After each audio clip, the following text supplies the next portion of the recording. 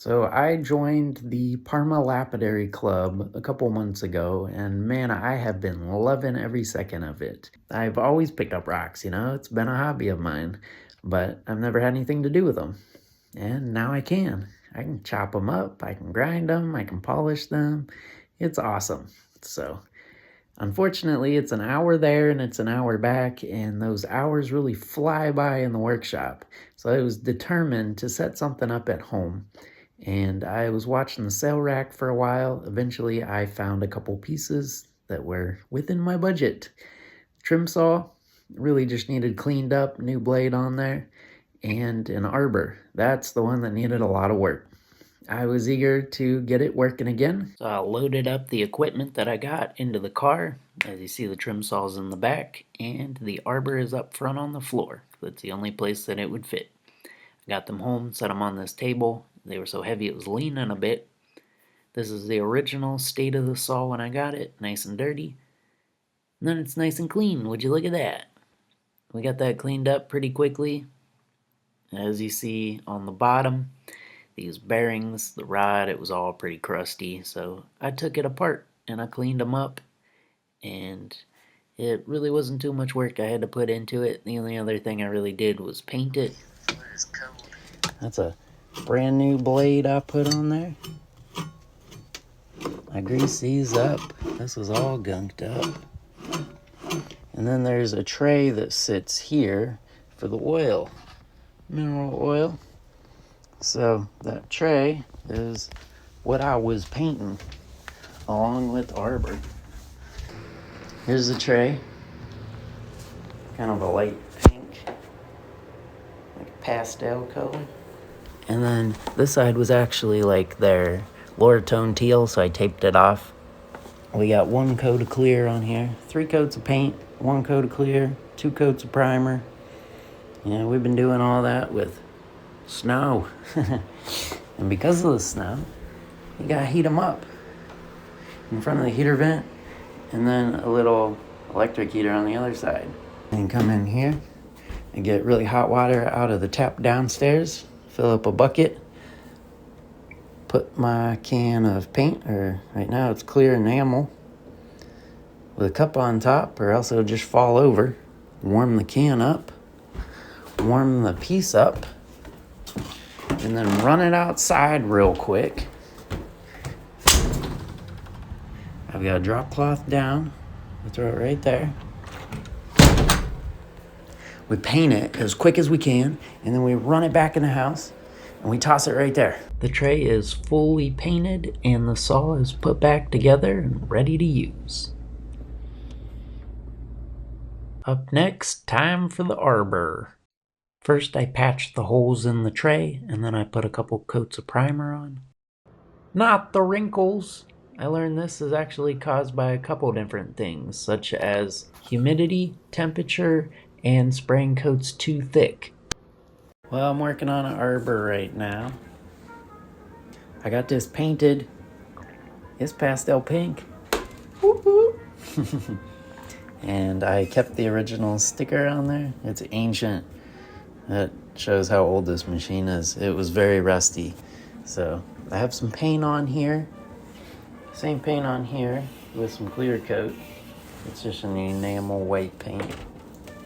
Looks good on the bottom. I put 2 rivets in because this plate that this is welded to is also welded to this, but the welds were coming up, or however they attached it was coming up. You see it's still up slightly right there, but this was raised up at least a 1/2 inch, if not more.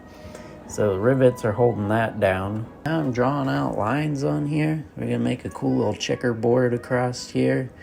And then my buddy had a good idea. He said, why don't you lean this backwards just a little bit? And I'm gonna pour resin into there. So the resin will create a bit of a ramp forwards if I roll it backwards. And then when it sits flat, the water should roll this way and right out the drain. I just had that little booger taped up for painting, but yeah, it's a little drain. So I think this is gonna be really cool. We're going for a bit of an Alice in Wonderland theme, so I'm actually just drawing out the squares right now, getting ready for paint.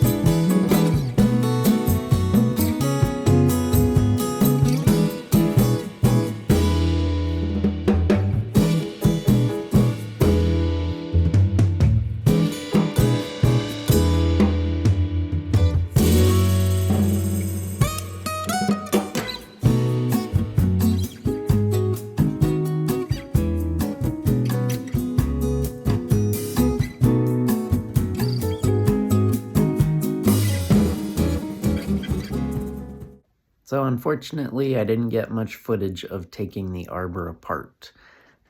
It's mainly because I was having a little bit of trouble with it, but I brought it into the club and Paul had it apart in no time. So I'll show you a clip that I took in the beginning of the trouble that I was running into. The only thing I did before the clip was take the nuts off both ends of the shaft and then pull the old wheels off. We got held up once we got to the bearings. I'm working on my arbor. See, I got these pieces all off. There's a bearing in there, and it spins freely. It's no longer stuck to this. It did get bent up slightly, trying to get it unstuck. This side is also unstuck. The spring spins freely. However, it does not move back and forth, just the rod does. This piece does not move, this piece does not move, it just spins. And we're gonna have to push this piece back here because this thing only moves that much. And we're gonna have to get that over so we can pull the end of this into the inside so we can get this belt off. It does not come off. I've tried fitting this belt through these holes and it does not fit with this rod, but it would probably fit without the rod. Or if we could just get the rod through, we could slide it over, push it back through. But it's been a pain trying to get these guys off. And I actually messed up the threads on the end of the rod here, unfortunately, on the left-handed side. So I don't know if I can fix that or if I need a whole new rod. But yeah, that's where we're at. So when I brought it into Lapidary, Paul grabbed a hammer and a piece of wood. He laid the wood against one end of the shaft and he just hammered the shaft all the way through. And then we sanded the shaft to get that little bit of surface rust, which was preventing the stuff from sliding easily, as it should. Got that cleaned up, put some lubrication on it, and it all went back together nice and easily. The bearings, I left the shields on, and then I just put them in a vise, and I flattened the shields back out because they had gotten a little bent up. And then the threads on the shaft, I ordered new parts from Kingsley North, and a new left-handed nut was actually really cheap. So I just ordered one of those. We took the original left-handed nut and retapped the threads with it. It worked great. The threads on the nut were a little messed up, so just tossed that one, threaded the new nut on, had to run it back and forth a couple times just to get it nice and smooth, but then there was no issues. Everything went back together, and I had my new wheels on there. Next up, the motor. Monk will help me wire a power cord to the motor.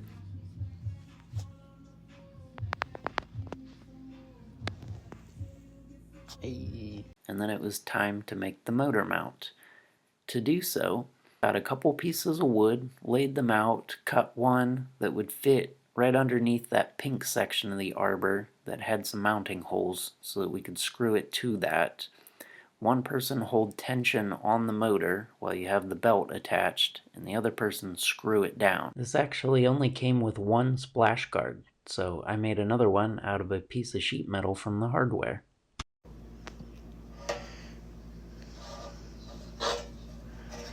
Here's the original. That's what I needed to make, a little splash guard. Here's the one that I made.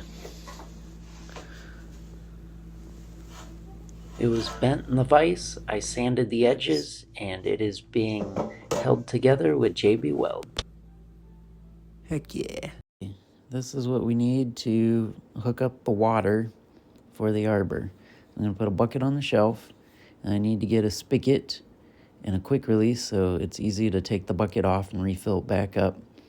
And then from the spigot, that is garden hose thread is what they call it, 3/4 inch female, to a 1/4 inch barbed adapter, because they don't sell garden hose thread to 3/16. So smallest I can do is a 1/4 inch. So I go to the 1/4 inch, I put a hose clamp to hold, I only need like 2 or 3 inches of a 1/4 inch hose, another hose clamp to hold on the barbed reducer to go from that 1/4 inch to the 3/16 that's ran all over the arbor with another hose clamp. And then we should be able to tie it into the existing tubing.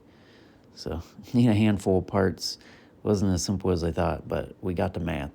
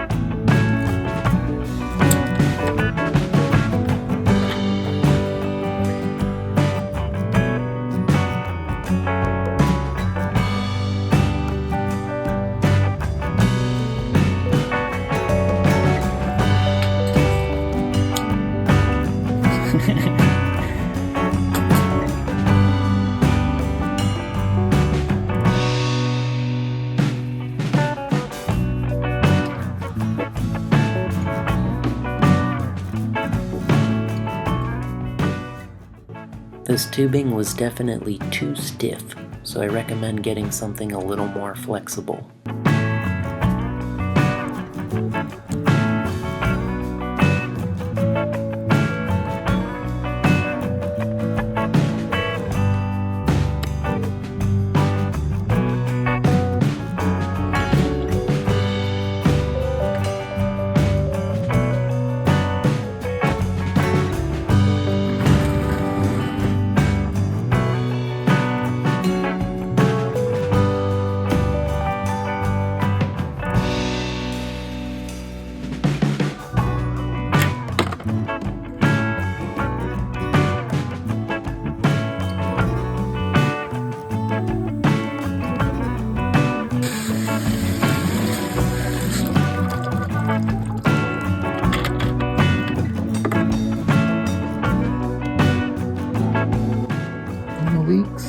Looks good.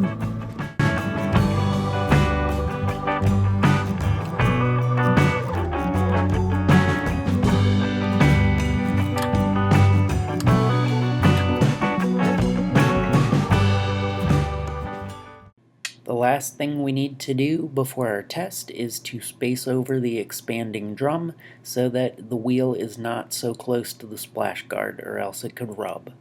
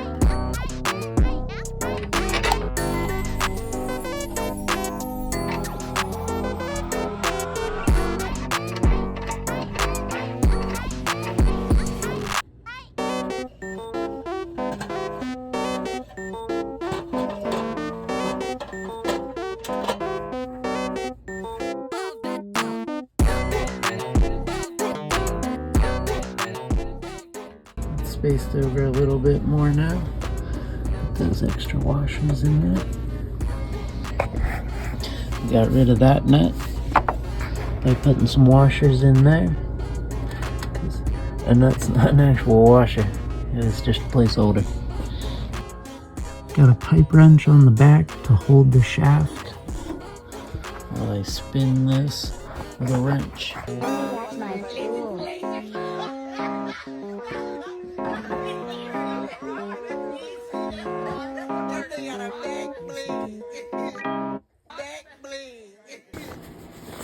Alright, now for the moment of truth. Let's turn the arbor on.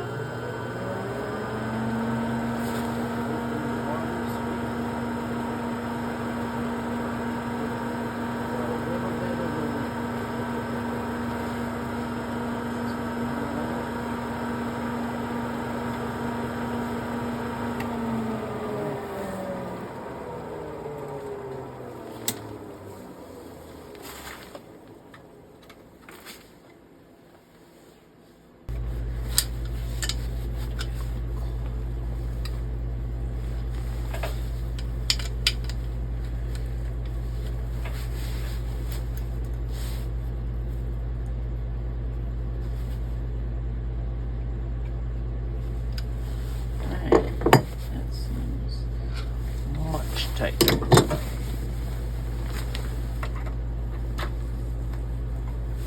this again. Look at that. No drips.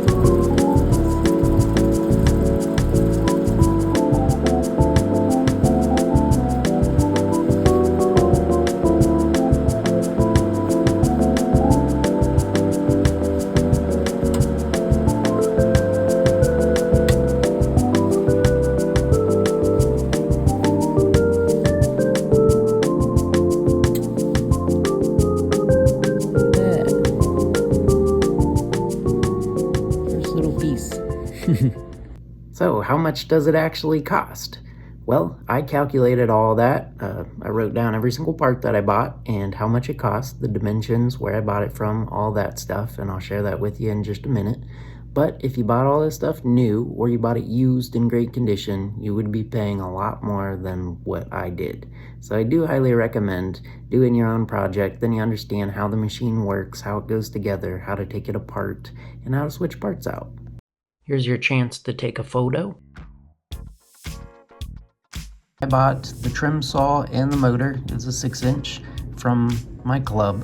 It worked for about $110. I have not done these upgrades yet, but I factored them in because I'll probably need to do them here soon because the belt slipped off a couple times. Currently has a flat belt. If you upgrade the motor and the pulley, then you can put a V-belt on. Should be a lot more reliable, possibly even give you slightly more power. And then the arbor, the tray, and the motor, it needed work, but I bought it for $50 used. And then from Kingsley North, keep in mind their shipping is a little high, so make sure you order everything you need at one time. Each of the wheels were about $100 a piece. The left-handed nut was $3. It was about $3.50 for each sanding belt. From Amazon, I ordered the tubing, the V-belt, barb fittings, trim saw blade, the quick disconnect, the adapters, reducers, all that stuff, the rain barrel spigot, needle valve, mineral oil. I got 1 gallon of that for $24 on Amazon. If you buy anything less than that, you're going to end up buying more, so just buy the gallon right off the bat. We had flat washers, paint and primer, and then I actually had the scrap wood, the buckets, and the resin and microflakes already, so that didn't cost me anything. As far as the electrical, this was from Home Depot. It's about $6 for the light switch, $12.50 for the light switch box and cover, $20 for the commercial wire, $15 for the wire and the plug, and about $21 for the piece of sheet metal, for a grand total of about $654.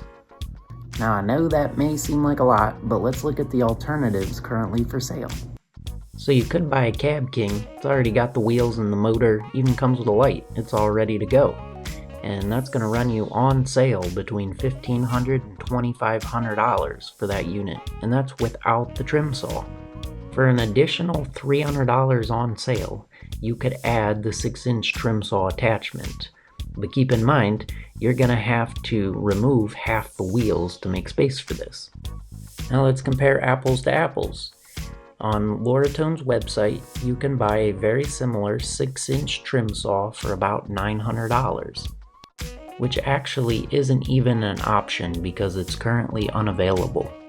Or there's an alternative made by Loratone. You could get an all-in-one unit with 2 wheels and the 6-inch trim saw for just over $1,200, which is also currently unavailable. Or this high-tech diamond 6-inch trim saw on sale for $500. And here's a very similar trim saw sold by Kingsley North, currently for sale for about $500. I wish you all the best of luck if you plan on doing a project like this. And as always, thank you for watching the video. Please like, comment, and subscribe.